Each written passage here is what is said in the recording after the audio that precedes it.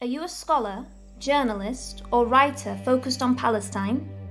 Contribute to the foremost journal on the past, present, and future of Jerusalem. The Jerusalem Quarterly is soliciting articles for peer review, essays, and letters from Jerusalem. Send your work to jq@palestine-studies.org or see palestine-studies.org/journals for more info. Welcome to Jerusalem Unplugged, the only podcast dedicated to Jerusalem, its history, and its people. Your host, Roberto Mazza, will bring you guests discussing their relationship with the Holy City. A journey through history, society, feelings, and hopes for the future. Follow the podcast on all social media platforms at Jerusalem Unplugged.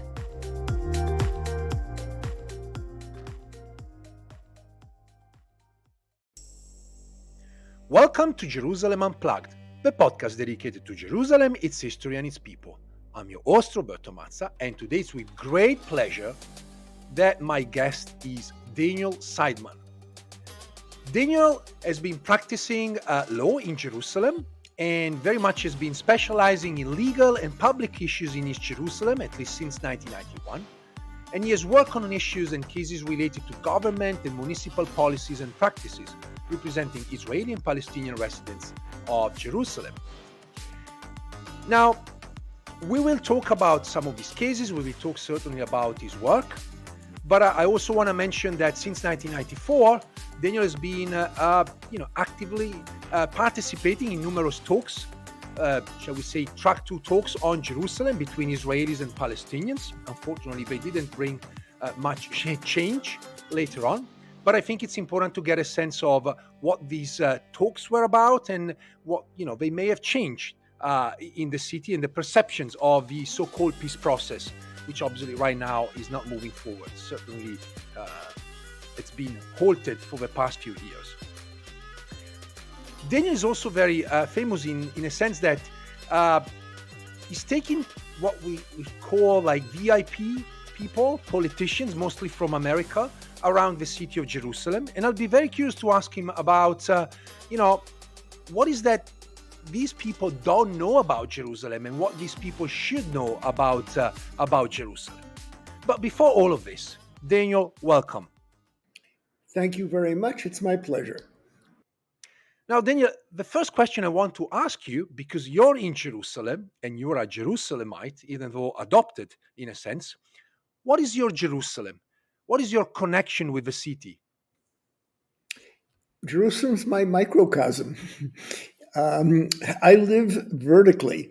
There are all sorts of people and wonderful people who live horizontally. They go from different positions, and a diplomat will be posted in Beijing and then will be posted in Rio de Janeiro, or people will change jobs. And they find their infinity in a multitude of different subjects. And that's wonderful. I don't do that. I have my microcosm. It is the city of Jerusalem, and particularly East Jerusalem. My children used to tease me that when I would have to take them on a play date in West Jerusalem, I would get lost. But if you blindfolded me and put me in the middle of the Shuafat refugee camp, I'd find my way around as if I was born there. But fortunately, Jerusalem is endless. I mean, I'm sometimes described as a Jerusalem expert. There is no such thing. It's just too large. There are experts on Mamluk Jerusalem. There are experts on planning in Jerusalem. I have a sliver of it, but it never ends. Every day I'm learning something new. It's riveting. If God exists, her area code on a cell phone and her zip code in mail is local, whether she exists or not. So you literally can find worlds in the city of Jerusalem, which means I have the best job in the world. people will say, "Oh, it's so grim, and you're dealing with a difficult." Yeah, I'm dealing with difficult issues, and I'm not, insensitive to them. I have the best job in the world. Let me ask you something. I know you're American, and I was wondering how was moving from America to Jerusalem? How did that move work out for you? I'm a former American, and I'm a current Israeli. I think that patriotism is monogamous, although I do have some envy for my friends in the country of my birth after the result of the elections. Their elections worked out a little bit better than ours. I moved here more than 50 years ago for complex reasons, and I have to think about why I moved here. I have to reconstruct it because I no longer remember. For me, moving here wasn't a geographical move alone. It wasn't changing where I lived. It was a very deep cultural transformation. Um, uh, in some ways, I'm not entirely the same person that I was in my youth. There's certainly a continuity, but when you genuinely uh, absorb yourself into a new society, learn a new language. Language is really important to me.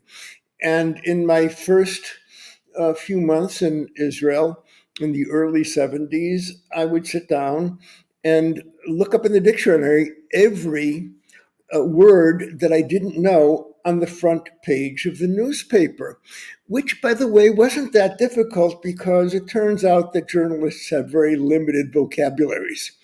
But having said that, I once spent an entire morning looking for the word Rockefeller in the dictionary. But today, with some grammatical errors, my Hebrew is as good as my English. And Hebrew is not a technical tool. Hebrew, for me, is an expression of identity. There are a lot of people in the wake of the recent Israeli elections who are saying it's time to relocate. And I can understand them. But I'm not going anywhere. This is home. And that's irreplaceable. I must say that as I was actually in Israel a couple of weeks ago during the elections, I heard a few people following the results mentioning the point that they were going to exploit their dual citizenship, whether with Europe or America, and perhaps, you know, making a move. But I agree with you that nationalism, in a sense, patriotism, nationalism is something that I don't particularly cherish or like, is monogamous. I'm Italian. I lived in 5 different countries. My kids are both Italian and Israelis, and we live in America. And yet, if Italy would play the coming football World Cup, I would probably cherish and watch Italy. Unfortunately, we won't play any game. Uh, you mentioned you have the best job in the world. So let me ask something about, your job. Can you tell us something about your background and how you came to specialize in legal and public issues in Jerusalem? By mistake. It was a life-changing mistake. Look, I prior to my involvement in Jerusalem, I did have something of a political awareness. After getting out of the army in the early 1980s, I went to be the legislative assistant to one of the best parliamentarians Israel has ever known, Yair Tsaban, who later became a minister in the government. But I decided to go to law school after going getting out of the army because I wanted to have something of a wall between my personal involvement and my professional life. To do something professionally in which I was not personally invested emotionally. Well, it didn't quite work out that way. I began by being a regular commercial lawyer and a partner in a law firm. There were things that I excelled at, and there are things that I was terrible at. But I was an attorney in a routine role, and then I can tell you the day on which I began my Jerusalem saga. It was the night between October 9th and October 10th, 1991, when the settlers, for the first time, moved in semi-military fashion into the Palestinian village of Silwan, which is also the biblical city of David. The following day, a member of Knesset, Chaim Oron, also a superb member of Knesset, called me and said, I want you to take this to the Supreme Court. And I said, yes, fine, but what is the cause of action? Why do you think we have a leg to stand on? And his response was, that's exactly what we're going to find out. I was a young partner in a law firm, and I went to my law partners. This was pro bono work. And I said, I need permission to do this. And they frowned and said, no, you got to bring in review to the office. And that was that. But later that evening, one by one, the partners called and said, we can't prevent you from doing this. Go ahead. And with their blessing, I took on the case. And it went from there. When I was a little kid in the States, you would get trading stamps at the supermarket, and you'd be able to put together these stamps. And if you had enough, you could, buy a hair dryer or an encyclopedia. But you'd buy the encyclopedia volume by volume. And we bought an encyclopedia with the stamps getting A to C and then D and to F, et cetera, et cetera. That was how I built my expertise on Jerusalem. Initially, it was the settler takeovers, then home demolitions, the expropriation in Har Choma, the discrimination in municipal services. And I began to have a grounds up familiarity with all of the issues on the various agendas between Israelis and Palestinians. So I literally built an encyclopedic knowledge by buying one volume of the encyclopedia at a time. I wanted to ask you about the fact that you lived in Jerusalem for a few decades.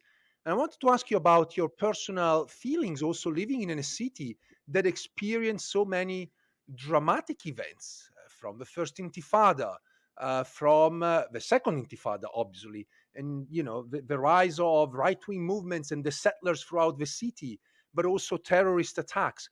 So I was wondering, from your perspective, Daniel Seidemann, going around Jerusalem, how did you feel about it?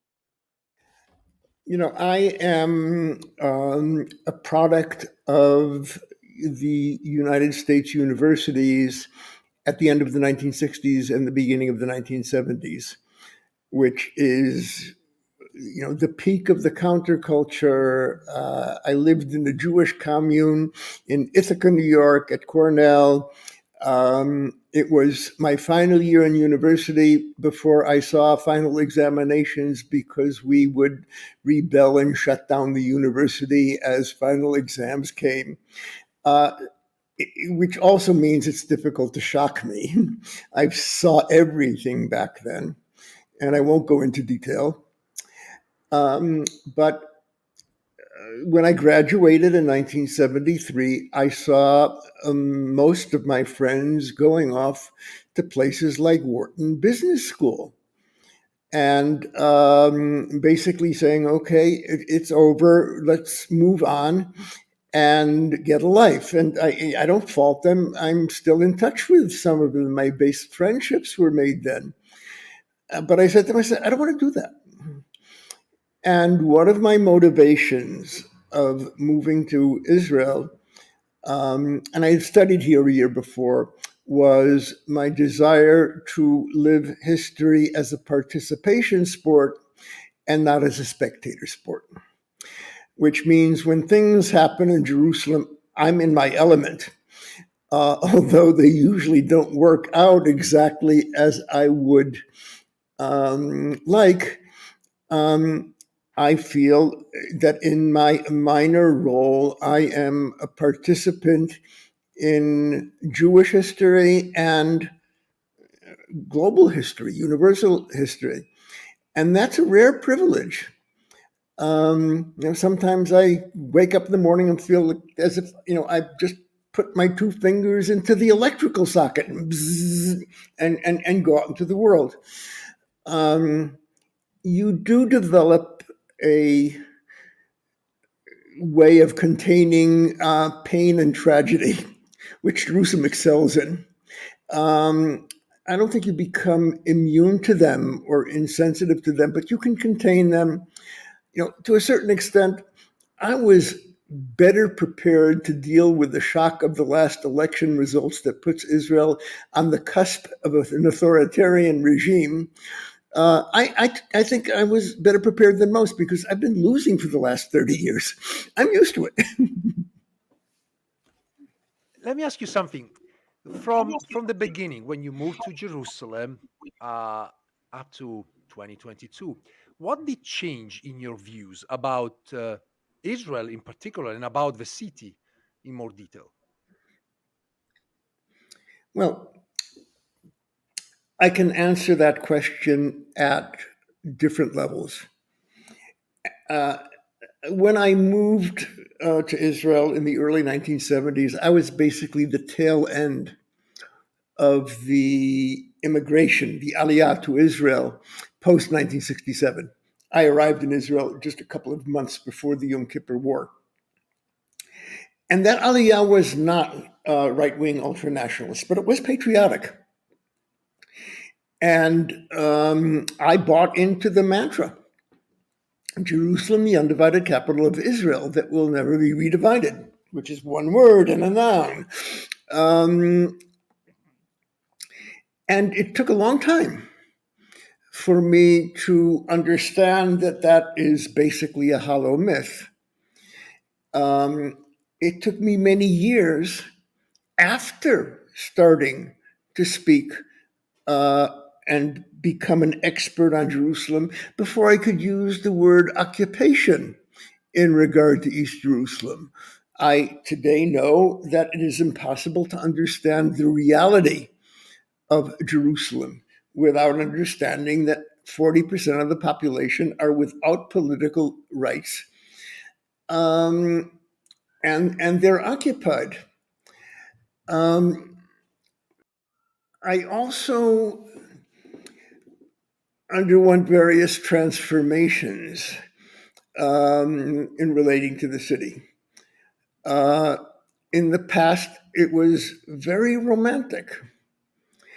And today it's deeply emotional, but it's no longer romantic. It's been the transformation of a teenage infatuation into some kind of mature adult love.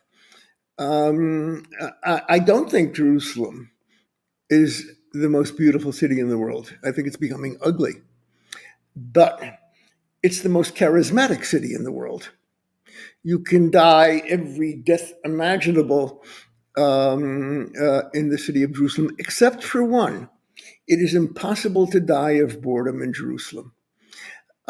So there has been a transformation, and it's something that continues to evolve, which may be a cheap trick on my behalf to, delude myself into the fact that I'm not aging, which I am. Speaking of which, in terms of how Jerusalem is getting ugly, this Holy Towers building is a good example of that. I think I'm certainly not a fan of that monstrosity from an architectural point of view, and I think it's not the only one, but certainly, at least to me, that does represent what Jerusalem shouldn't be like. But again, I'm not here to judge or how a city should be or not, but from an aesthetic point of view, I usually see things through the lens of Israel-Palestine relations, but there are things I come across that I cannot frame in any other way as this is a crime against Jerusalem, regardless of who does it and regardless of the geopolitics of it. The Holy Land Project is an abomination.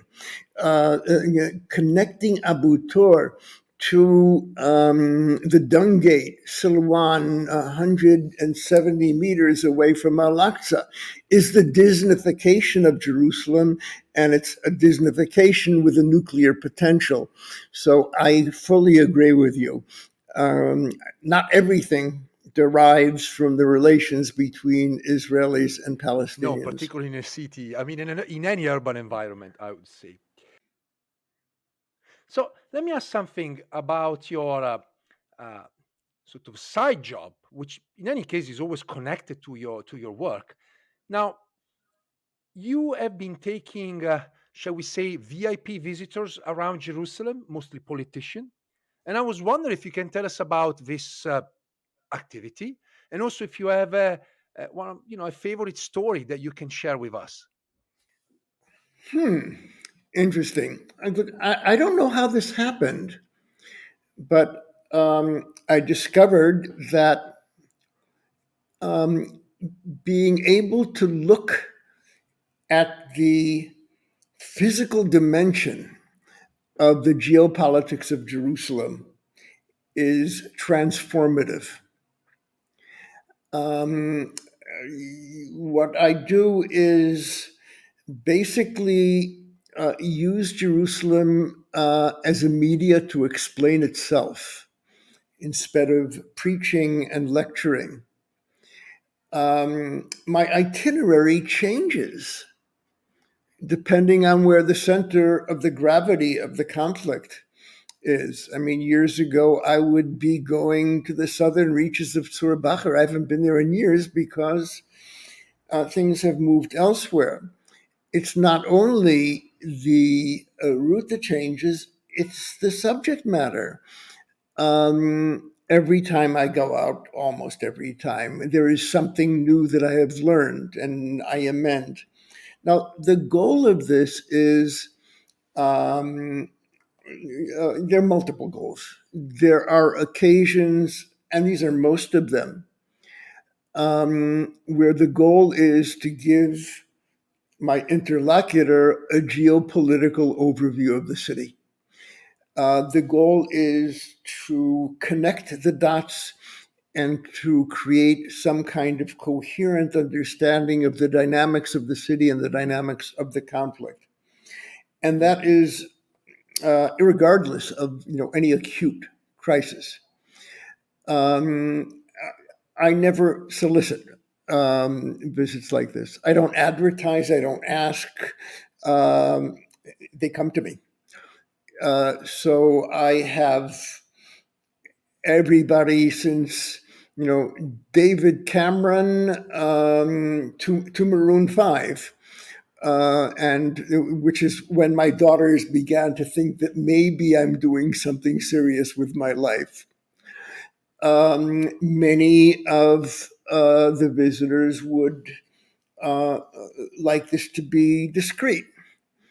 There is a very tall and renowned American diplomat. We all know who he is, who went out and around with me. And when we got to the Mount of Olives, we saw somebody that we both knew.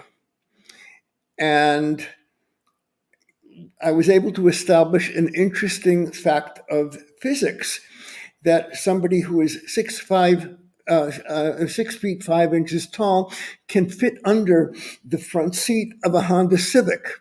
He didn't want to be seen with me. Then there are the object-oriented outings. In October of 2012, at 2:00 in the afternoon, I received a message from a colleague that they had just approved the doomsday settlement of Givat Matos. And I looked at my watch and I said, I don't have time. It was 2 o'clock in the afternoon, Jerusalem time. At 6 o'clock in the evening, um, Netanyahu walked into the Oval Office to meet with President Obama. There were 4 hours. I sent an email to my friends in the White House with a subject line that I've probably sent only 3 or 4 times in my life, but I have done it. The subject line was "Read me." And within a minute, I would get a response. We've got it. We understand it. It's gotten where it needs to go. Thanks. Now, and when Netanyahu walked into the Oval Office, President Obama was completely prepared to challenge him on this. Now, that wasn't an accident because I had taken the White House staff to see Givat Matos for years before it became an acute crisis. There's an element of being a surfer in Hawaii in this business where you're able to pick out the big wave on the horizon before anybody else sees it. And we try and flag approaching crises before anybody knows about them. And that means that you prepare people, you don't not only give people a way of understanding what the city is, but you prepare them to deal with crises that have not yet erupted. And we have a pretty good record on that. I have a good memory of that meeting, and I think it was one of the few times I saw Bibi unprepared. And I think he was surprised too that President Obama was aware of facts on the ground that were unfolding. So it's interesting to know where that information came from. Well, it's interesting because Netanyahu walked out and accused Obama of racism, Chicago in the 1950s. But he said, the Americans are unaware of what's happening on the ground. Oh, trust me, they were aware. But it's even more ironic. I had a discreet relationship with Netanyahu through his closest advisor. And I would signal things that this is something you have to know, and they listened to me among else because they know that other people were listening to me, and I begged this guy, come and see Givat Matos with me, and he wouldn't. I said to him, nobody will know about it. Borrow Ehud Barak's dress from the raid on Beirut. Put on a wig. Nobody will know. So here was a situation where the president knew much more about Givat Matos than the prime minister of Israel, who lives 4 kilometers away from Givat Matos. Oh, this is fascinating. Well, next time I'll be in Jerusalem going around, I'll try to make sure that I keep an eye on people that may look in disguise, and maybe it's going to be you accompany them. Let me ask a question because you mentioned about awareness. So I was wondering, uh, from your perspective, obviously you're no longer American, but you are in a sense, you're Israeli.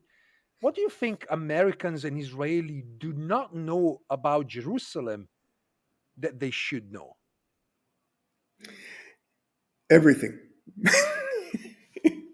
Look, let's put it this way: Jerusalem is mythically overpowering. It's one of as a meme, as an icon. It's one of the pillars of Western history and Western civilization. And if you look at art in the Middle Ages, how people imagined Jerusalem without having ever set sight on it. One of the things that I did during COVID, when people were not able to come here and see things, I would do something of a virtual tour of Jerusalem, and there was a film made. Well, it turns out that there were a group of nuns in Europe in the 18th century who did the same thing. They had a virtual pilgrimage to Jerusalem without having seen it. People forget that Jerusalem is also a city where poor slobs like myself live, raise families, go to work, and die. Okay? Sewage in Jerusalem obeys the law of gravity and not the Likud party platform of the Palestinian National Covenant. But if you think that Jerusalem is only a city, you're never going to understand it. And you have to develop a certain dialectic about when to withdraw and give the city the respect it deserves. And I definitely anthropomorphize that. And when to say, come on, cut it out. You're just a city. You're just a city. There's another problem. Jerusalem is a very inegalitarian city in more ways than one can imagine. But there's one way in which it is almost arithmetically egalitarian. Everybody lies about Jerusalem. Jews lie, Christians lie, Muslims lie, Israelis, Palestinians, international, and it's not accidental because Jerusalem is cherished so much you're willing to sacrifice minor things like the truth in the service of Jerusalem. We try and get the facts right. And if we're listened to, it's because people rely on the credibility. One of the things I delight in is finding out a fact that will undermine one of my theories. It's just an indication that I'm not brain dead yet.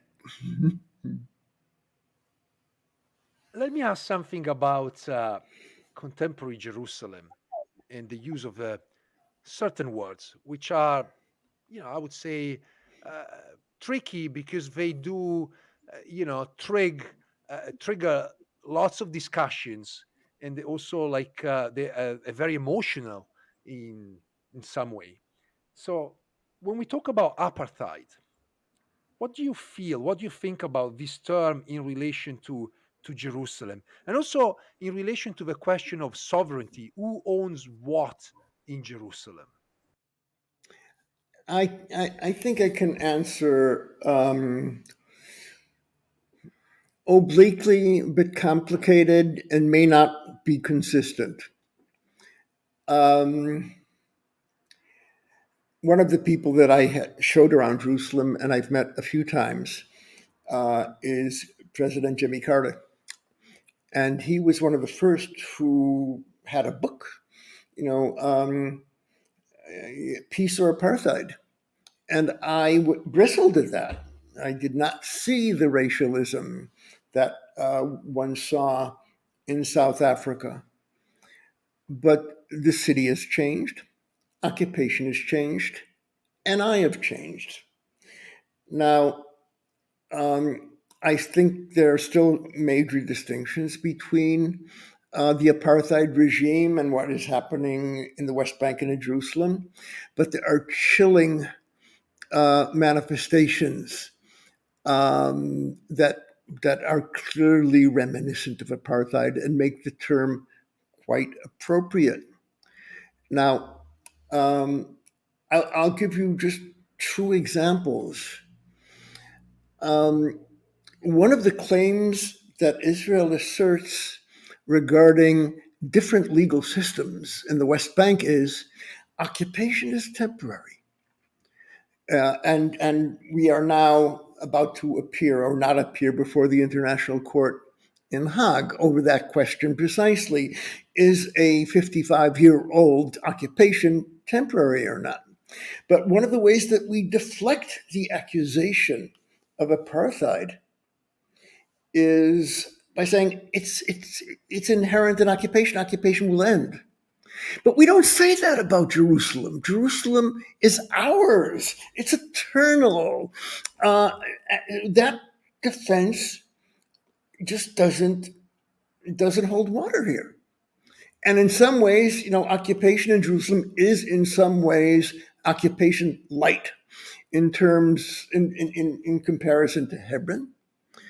But the analogy with apartheid is more apt. I don't like to get into the polemic because it adds so much heat and very little light. I don't want to spend the little time that I have engaging people in mud wrestling. However, I took a very senior American, and here someone who will remain nameless, and we stood atop Mount Scopus near Augusta Victoria on the Mount of Olives, overlooking Ewan, the Judean desert. And there's a road there that snakes up from the Ma'ale Dumim Jericho road in the direction to the north, Chizma. And there's a partition in that road. It is 5 meters high. And on one side of the wall is Israeli traffic. And the other side of the wall is Palestinian traffic. My guest was a very prominent African American.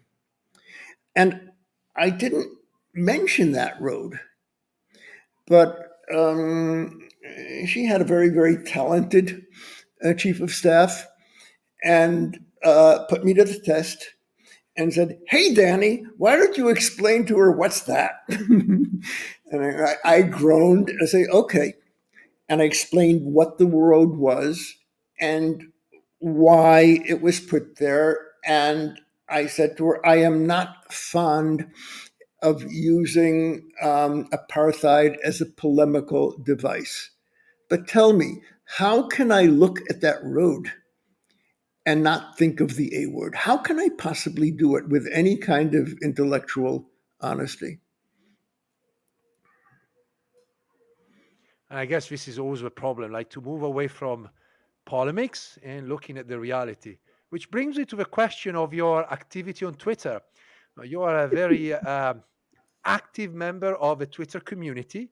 Now we have to see where Twitter will go with under the aegis of Elon Musk. But I'm curious about how did it start and how do you feel about all of the interactions that you have on a daily basis? Well, there's a really cool story here. I started on Twitter just when it began because one of George Soros's advisors encouraged me. You've got to do it. It's like 2007, and I looked at the thing and I said, I really am not interested where George Soros is on any given day, and I canceled my account. My good friend and colleague in Washington, Lara Friedman, who's much more communications savvy than I am, said, you've got to go to Twitter, you've got to go to Twitter, you've got to go to Twitter. And I just refused. And finally, she said, if you don't start tweeting, I'm going to open an account in your name and do it for you. And she opened the account and said, you've now got 48 hours to start tweeting. Well, I go into the office on Sunday morning. It's a work day here in Jerusalem. And I open the computer and there's this goddamn Twitter there. And I said, what am I going to do with this?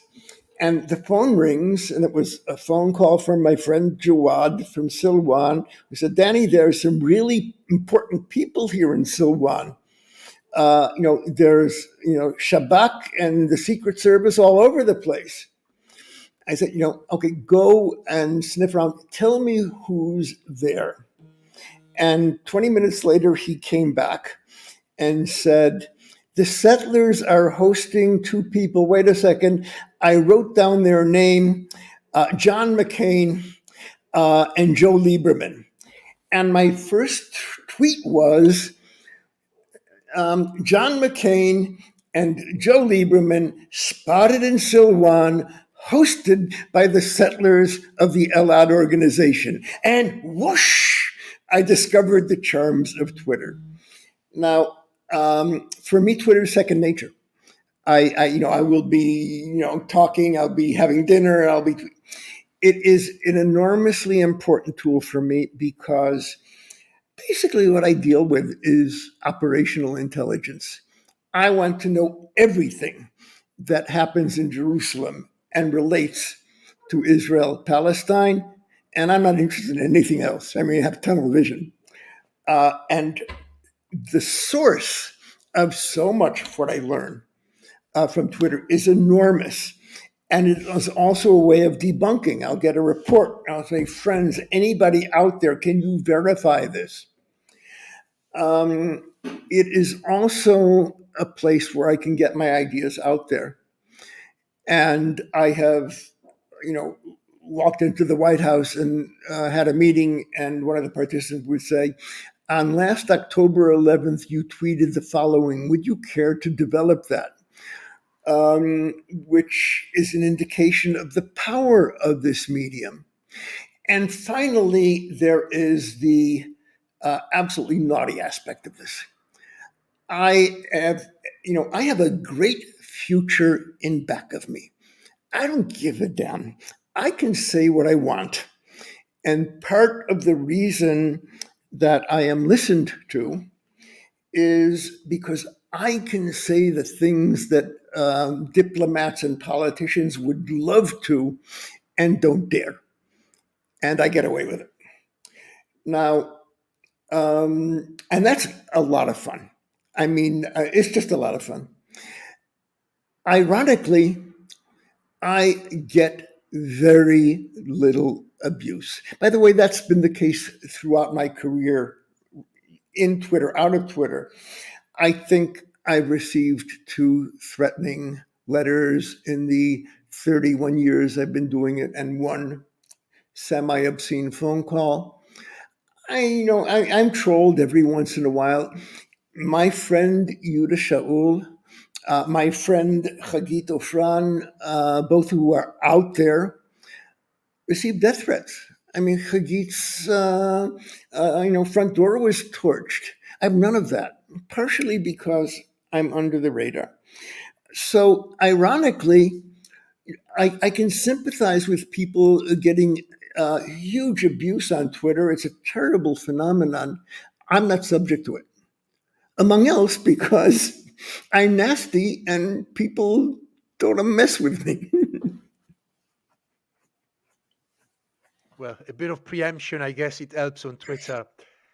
Let me ask something about Terrestrial Jerusalem, which is an organization that you founded, and I think back in 2010, if I remember Mhm. correct. Correct. And I Mhm. was wondering if you can tell us a little bit about what is Terrestrial Jerusalem and what is the purpose of this organization. Terrestrial Jerusalem, to be honest, began as a platform for my work and the work of a couple of colleagues. We're a small organization. We intentionally picked the least sexy name for the organization that we could think of. We like to operate under the radar. When I began this, I would, and go to court, and I've had like 25 or 30 cases before the Supreme Court. I get up in the morning and go and look for my name in the newspaper. I don't want my name in the newspaper. I want to influence how the editorial board views the issue. I don't want my name in the paper. And we are focused like a laser on what we know. We know better than anybody else in the world. And what we don't know, we don't want to know, and we don't pretend to know. Ask me about Gaza, and you know how humble we Israelis are, and we never talk about things we don't understand. I'll say, excuse me, no, that's not what I understand. That's not what I know. We are what we know.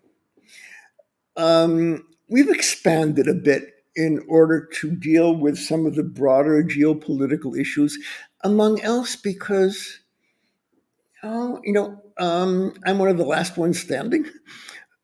We've seen everything, we've been there, and we know why things are wrong, and we know how dire the current situation is. So we have a working group of very select people who are trying to figure out what can be done today. I mean, I can define the goalposts in the following way. People know, although sometimes forget, you can't walk away from this conflict, regardless of climate change, regardless of Ukraine, regardless of China. You can't walk away.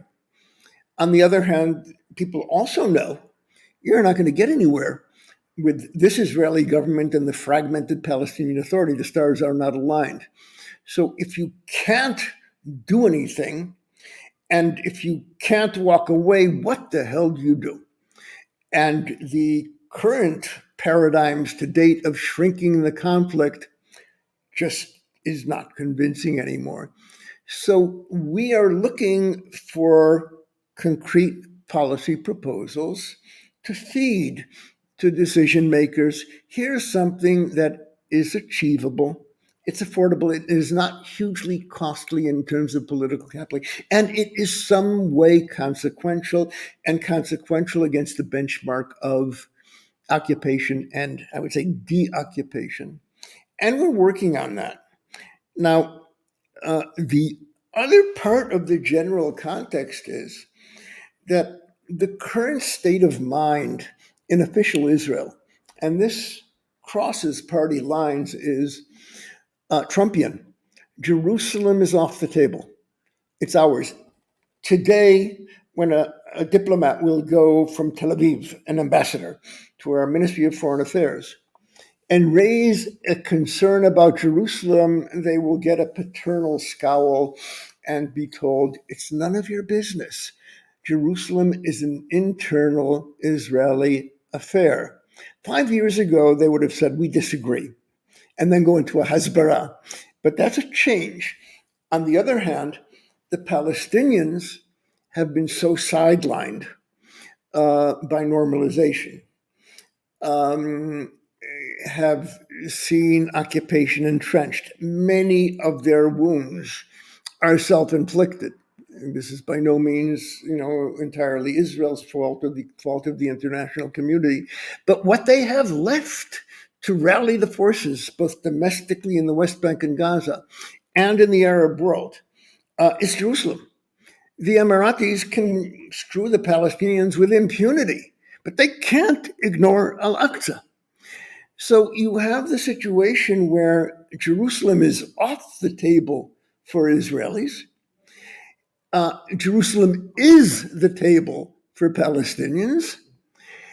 And the United States is gone because they moved the embassy and are looking for a way of putting Jerusalem back on the table and discovering that it can't be done on the cheap. They have to reopen the consulate, and they're not doing it. That's that is a promise by the president. So that's the current dynamic, and we like to focus on what's going on. At the moment, we are recording a week after the elections. The negotiation process is underway. It appears almost certain, not entirely, there's going to be a right-wing government. And we're asking ourselves, do we have enough dots to connect to be able to tell people, folks, this is what you should be looking at? And the answer is no. I mean, we have a couple of things, partially, but there are not enough dots. We have to watch and what the dynamic will be. How is Netanyahu going to handle the status quo on the Temple Mount Al-Aqsa? On the one hand, Netanyahu was very risk averse and very responsible on this issue for many years. And then he went into dismissive and imperial mode, and that began to unravel. And the Netanyahu today is not the Netanyahu, so we don't know what he's going to do. We know he's going to be between a rock and a hard place. But we don't know enough at the moment to give any kind of clear forecast of what we can expect. But we check hourly. I have a couple of more questions, and one is very much about what you were talking about. I'm not asking you for predictions. Obviously, this is complicated, But I was thinking about this individual, this character, Itamar Ben-Gvir, ultra-right religious nationalist, who's now at the forefront of Israeli politics, and he has clear views about Jerusalem, in particular about Temple Mount. And I was wondering if you see a sort of alliance also emerging here with the other side of the oceans, where we have Christian Zionists who are very similar in terms of political ideas, and they may share the goals of fully Judaize Jerusalem and Israel for their own, particular doctrines related to the second coming of Jesus, but they do obviously have repercussions on the ground. And so I was wondering, how do you see this kind of relationship between Mhm. the ultra right, religious right in Israel and Christian Zionists in America moving forward? You are describing an issue that we have been focusing on for many years. Um, what we've seen over the last 15, 20 years, but accelerated in the last two or three, is the ascendancy of faith communities that weaponize religion, whose claims to the city are absolute.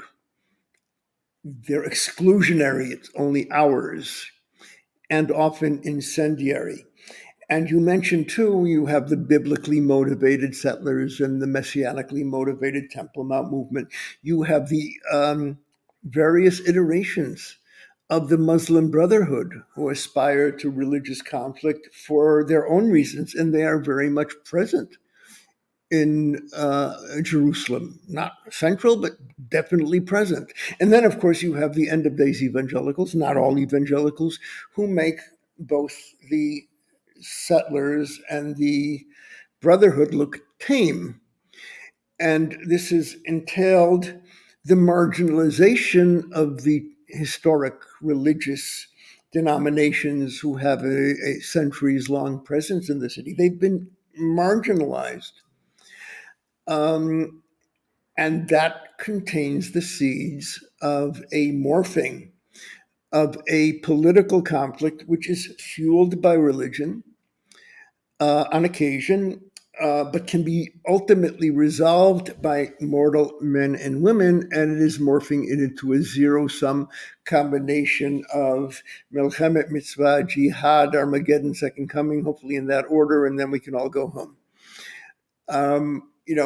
For years, I've been saying, guys, the settlers around the old city, Silvan, Sheikh Jarrah, Mount of Olives, and the Temple Mount movement, they're becoming more powerful. They're the new normal. Well, when Trump and Netanyahu were in office simultaneously, I could no longer say that.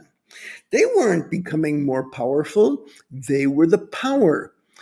I can think of no two people on the planet who are less pious, less men of faith than Trump and Netanyahu. But during their tenure, policy in Washington was driven by Pastor Hagee and the Christians United for Israel, and policy in Jerusalem was dictated by the settler organizations. And that is a trend that continues. We're beginning to see some pushback from the traditional religious establishments, but there's a lot of work ahead. What this is not about is keep religion out of this. Saying keep religion out of Jerusalem is as intelligent as saying keep culture out of Florence and finance out of Manhattan. Jerusalem is Jerusalem because of God, whether she exists or not. One more question. A good friend and a previous guest of the podcast, Father David Neuhaus, once told me, Roberto, no one owns Jerusalem, but Jerusalem owns you. Are you owned by Jerusalem? Oh, yeah. Yeah. Oh, yeah. First of all, I think that David, who is a good friend, is one of the keenest observers of Jerusalem. Let me tell you briefly about something that we've been doing in recent years, which hopefully will be coming to fruition finally in the next few months. Because of the claims that Jerusalem is only ours, possessing Jerusalem. We have put together a database of all of the religious and heritage sites in Jerusalem, the Old City and its environs. There are more than 670. And we've written profiles of each of the relevant sites.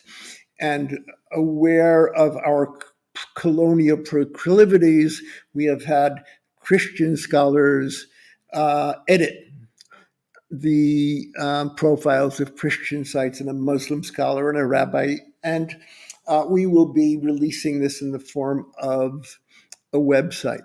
But we have a map.